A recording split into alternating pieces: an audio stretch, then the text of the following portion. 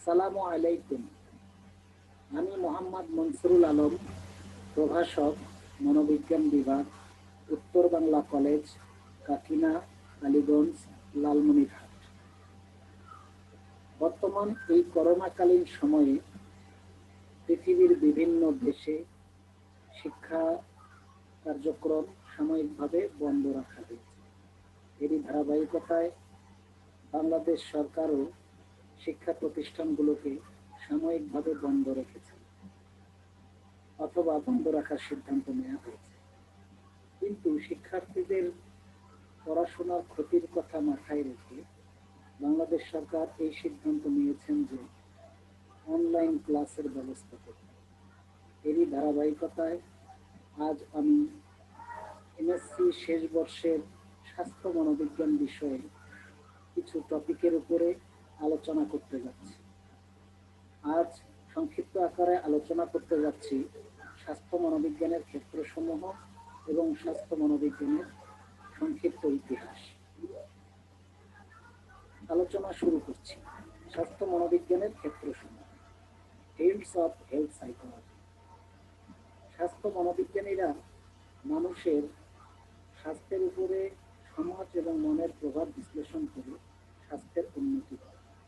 তারা মনোগত এবং অনুভূতিগত দিক কিভাবে আমাদের প্রভাবিত করে সে বিষয়ে অভিজ্ঞ। স্বাস্থ্য মনোবিজ্ঞানীরা চিকিৎসা ক্ষেত্রের অন্যান্য পেশাদারের সাথে একসাথে কাজ করে। স্বাস্থ্য মনোবিজ্ঞানীগণ রোগ প্রতিরোধ এবং নিরাময়ের উপর গবেষণা করেন, যার মাধ্যমে রোগী কিভাবে তার স্বাস্থ্যকে ভালো রাখতে উৎসাহী হবে সেসব তথ্য পাওয়া গেছে। যেমন তারা মানুষকে ধূমপান থেকে বিরত থাকার পদ্ধতি শিখিয়ে দেয়। স্বাস্থ্য মনোবিজ্ঞানীরা সম্পূর্ণ স্বাস্থ্য ব্যবস্থার উন্নতিতে ভূমিকা রাখে। যেমন ডাক্তার তারা ডাক্তারদের পরামর্শ প্রদান করে কিভাবে রোগীর সাথে কার্যকরী সম্পর্ক স্থাপন করা যায় এবং যোগাযোগ স্থাপন করা যায়। স্বাস্থ্য মনোবিজ্ঞান সম্পর্কিত সাময়িকীগুলো হল journal of health psychology, the British journal of health psychology এবং applied psychology, health and wellbeing. স্বাস্থ্য মনোবিজ্ঞানের কাজের ক্ষেত্র বর্তমানে অত্যন্ত ব্যাপক। মনোবিজ্ঞানের বিভিন্ন ক্ষেত্রের মধ্যে স্বাস্থ্য মনোবিজ্ঞান বিগত 50 বছরে ব্যাপক প্রসারিত হয়েছে। এর প্রধান কয়েকটি ক্ষেত্র হল: 1 নম্বর, চিকিৎসা স্বাস্থ্য মনোবিজ্ঞান, ক্লিনিক্যাল হেলথ সাইকোলজি, সংক্ষেপে CIHP। চিকিৎসা স্বাস্থ্য মনোবিজ্ঞান স্বাস্থ্য মনোবিজ্ঞান থেকে উদ্ভাবিত ক্ষেত্র, যার মধ্যে স্বাস্থ্য এবং চিকিৎসা সম্পর্কিত প্রশ্নের সমাধান পাওয়া যায়। এটা আচরণগত স্বাস্থ্য এবং আচরণগত সমস্যার চিকিৎসায় অনেক অবদান রাখছে। স্বাস্থ্য মনোবিজ্ঞানী আচরণগত এবং অভ্যাসগত পরিবর্তন করে রোগের প্রতিরোধের ক্ষেত্রে প্রতিকারের উপর জোর দিয়ে থাকে। অল্প কিছু দেশ স্বাস্থ্য অল্প কিছু দেশে স্বাস্থ্য মনোবিজ্ঞানীরা ঔষধের উপর প্রশিক্ষণ নিয়ে রোগীকে ঔষধ সুপারিশ করতে পারে। 2 নম্বর পয়েন্ট, গণস্বাস্থ্য মনোবিজ্ঞান, পাবলিক হেলথ সাইকোলজি, PHP। গণস্বাস্থ্য মনোবিজ্ঞান মূলত বৃহৎ জনগোষ্ঠীর স্বাস্থ্য সমস্যা নিয়ে কাজ করে। এটা বৃহৎ জনগোষ্ঠীর মনোগত ও স্বাস্থ্যগত দিক অনুসন্ধান করে। জনস্বাস্থ্য মনোবিজ্ঞানীরা তাদের গবেষণার তথ্য আইন প্রণেতা, চিকিৎসা বিষয়ক সংস্থা ইত্যাদির কাছে সরবরাহ করে জনগণের স্বাস্থ্য উন্নয়নে ভূমিকা রাখে। মাঝে মাঝে এই মনোবিজ্ঞানীরা বৈশিষ্ট্য সম্পূর্ণ জনগোষ্ঠী, যেমন ধূমপায়ী, প্রসূতি মহিলা ইত্যাদি নিয়েও কাজ করে থাকে। 3 নম্বর পয়েন্ট, কমিউনিটি স্বাস্থ্য মনোবিজ্ঞান, কমিউনিটি হেলথ সাইকোলজি, সংক্ষেপে COHP। কমিউনিটি স্বাস্থ্য মনোবিজ্ঞানীরা কোনো নির্দিষ্ট এলাকাতে বসবাসরত ব্যক্তিদের স্বাস্থ্য, রোগ, ব্যাধি চিকিৎসা নিয়ে কাজ করে এবং তারা ওই কমিউনিটির সার্বিক স্বাস্থ্য উন্নয়নে ভূমিকা রাখে। 4 নম্বর পয়েন্ট, জরুরি স্বাস্থ্য মনোবিজ্ঞান, ক্রিটিক্যাল হেলথ সাইকোলজি, সংক্ষেপে CRHP। CRHP কোনো জনগোষ্ঠী, জাতি বা দেশের স্বাস্থ্য ব্যবস্থাপনায় পেশা, চিকিৎসা ক্ষেত্রে ক্ষমতা ব্যবস্থাপনা, ক্ষমতার প্রদান ইত্যাদি নিয়ে কাজ করে। স্বাস্থ্য আইন প্রণয়নে অগ্রণী ভূমিকা রাখে। এদের অন্যতম কাজ হল স্বাস্থ্যসেবার অসমতা দূর করা, সবার জন্য সমান স্বাস্থ্য অধিকার নিশ্চিত করা। এ ধরনের মনোবিজ্ঞানীরা সমাজের পরিবর্তন নিয়ে আসে। এক্ষেত্রে আন্তর্জাতিক সংস্থার নাম international society of critical health psychology. পরিশেষে বলতে পারি, স্বাস্থ্য মনোবিজ্ঞান বৃহৎ পরিসর নিয়ে কাজ করে, যেমন ধূমপান, ধর্মীয় বিশ্বাস, হৃদরোগ, অ্যালকোহল ব্যবহারকারী, সামাজিক সহায়তা, পরিবেশ, অনুভূতি, সামাজিক শ্রেণী এবং কৃষ্টি ও সংস্কৃতি ইত্যাদি। স্বাস্থ্য মনোবিজ্ঞানী অনেক সময় রোগীর আরোগ্য লাভের জন্য কাজ করে, আবার অনেক সময় রোগীকে তার স্বাস্থ্যের উপর নিয়ন্ত্রণ আনয়নের উপর গুরুত্ব আরোপ করে। এই আপাতত স্বাস্থ্য মনোবিজ্ঞানের বিভিন্ন ক্ষেত্র নিয়ে সংক্ষেপে আলোচনা করা। এখন সংক্ষেপে আলোচনা করতে যাচ্ছি স্বাস্থ্য মনোবিজ্ঞানের ইতিহাস নিয়ে। History of health psychology.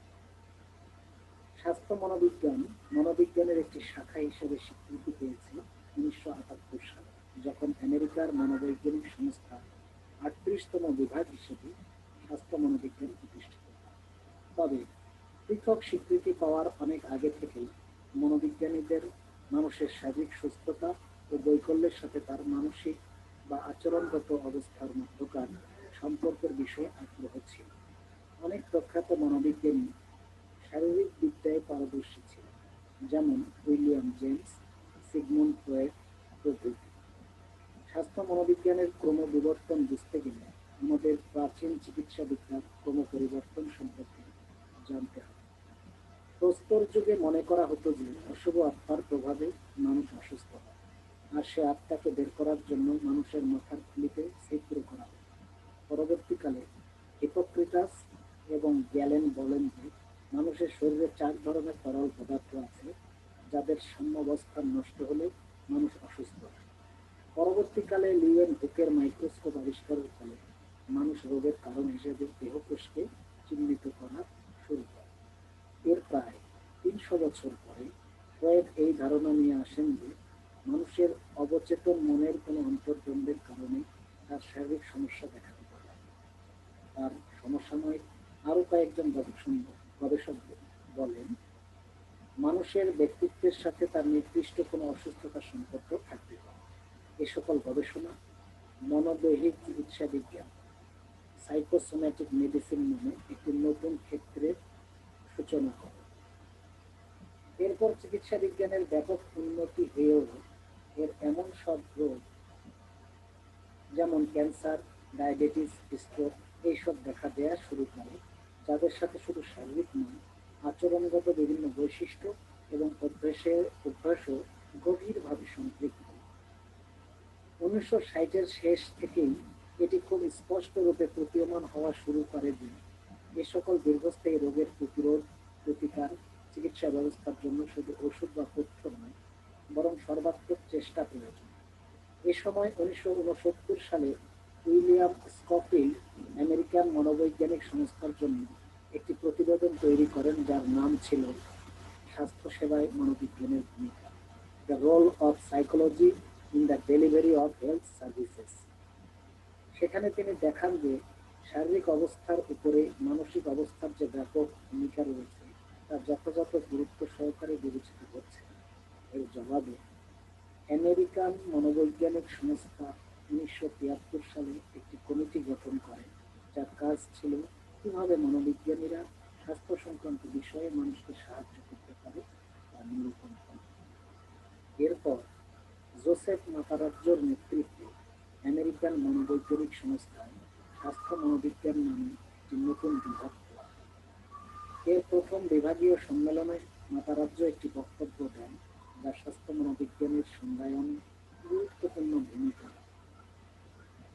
এরপর ইউরোপ, জাপান, অস্ট্রেলিয়া সহ বিভিন্ন দেশের মনোবৈজ্ঞানিক সংস্থায় পৃথক বিভাগ হিসেবে স্বাস্থ্য মনোবিজ্ঞান নামে একটি নতুন বিভাগ খোলা হয়। পরবর্তীকালে বিভিন্ন বিশ্ববিদ্যালয়ে স্বাস্থ্য মনোবিজ্ঞানের উচ্চশিক্ষা লাভের ক্ষেত্র তৈরি হয়। আজ স্বাস্থ্য মনোবিজ্ঞানের সংক্ষিপ্ত ইতিহাস এখানেই শেষ করছি। এ বিষয়ে শিক্ষার্থীদের যদি আরো কোনো জানা বা কোনো জিজ্ঞাসার প্রয়োজন থাকে তাহলে আমার সাথে পরবর্তীতে যোগাযোগ করতে পারে। আমার মোবাইল নম্বর 01748907748। সকলের সুস্বাস্থ্য কামনায় এবং মঙ্গল কামনায় আজ এ পর্যন্ত। আসসালামু আলাইকুম।